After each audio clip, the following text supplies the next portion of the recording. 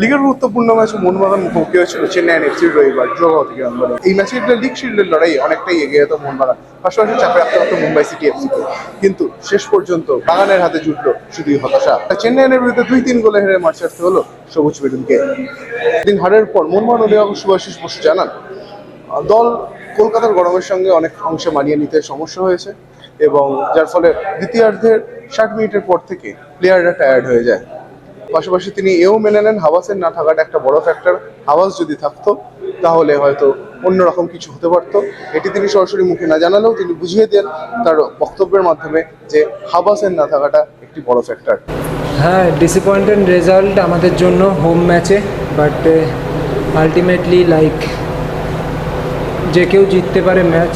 তো আমাদের কিছু মিস্টেক হয়েছে ম্যাচেতে, তো সেই কারণে আমরা এই ম্যাচটা জিততে পারলাম না। বাট আই হোপ আমাদের হাতে এখনও 3টে ম্যাচ রয়েছে লিগ শিল্ড জেতার জন্য, আর আমাদের সব প্লেয়াররা একসাথে আবার ভালো করে যাতে 3 পয়েন্ট আনতে পারি নেক্সট ম্যাচেতে, আর নেক্সট 3টে ম্যাচেতে ওটাই ট্রাই থাকবে।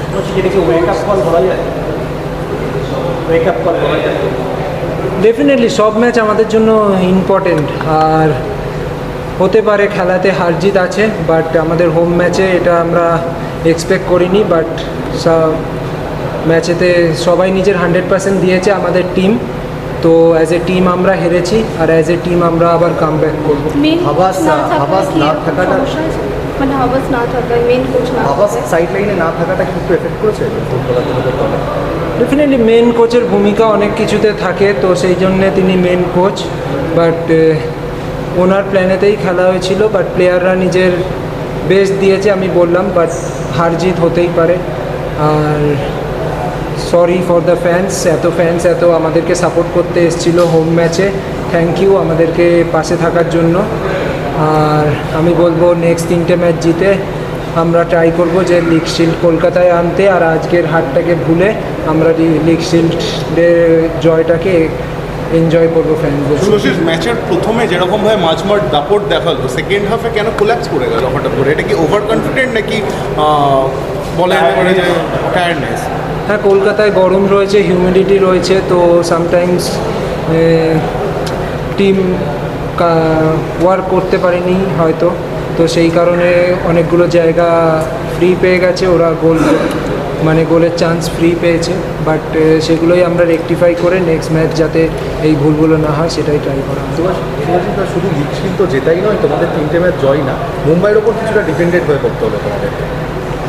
এখনও 3টে ম্যাচ বাকি, মুম্বাইও 3টে ম্যাচ খেলবে, নট ইজি এই লিগেতে, তো আমাদের কাছেও ইজি নয়। তো দেখা যাক কী হয়। আমরা অবভিয়াসলি প্রেডিক্ট তো করতে পারবো না, বাট আজকের ম্যাচটা হারার পরে নিজেদের বেস্ট দিতে পারবো, আর যেটা হবে সেটা দেখা যাবে। মাঝে এই 18 দিনের গ্যাপটা কি একটা মানে রিদিমটা ব্রেক হয়ে গেল, যেটা টিম দারুণ ফর্মে ছিল, সেই ছন্দটা কি নষ্ট হয়ে গেল এই 18 দিনের গ্যাপে? হ্যাঁ, আমাদের টিম রিদিমে ছিল, একটানা জিতে যাচ্ছিল, বাট তারপর ব্রেক হয়েছে, ইন্টারন্যাশনাল ব্রেক হলো, সবাই রিটার্ন এসছে, বাট এখন আবার রিগ্রুপ হয়েছে। আজকের ম্যাচে সবাই নিজের বেস্ট দিয়েছে, আমরা ম্যাচ জিতছিলাম, জিততে ওখানে আমরা সাম অফ দ্য পয়েন্ট আমরা ড্রপ করে গেছি ইন্টেন্সিটি, অ্যান্ড দেন কনসিড করেছি। বাট আই হোপ নেক্সট ম্যাচে আরও বেশি আমরা ইন্টেন্সিটি অ্যান্ড পজিটিভিটি নিয়ে যাব, অ্যান্ড জয় নিয়ে আসতে পারবো।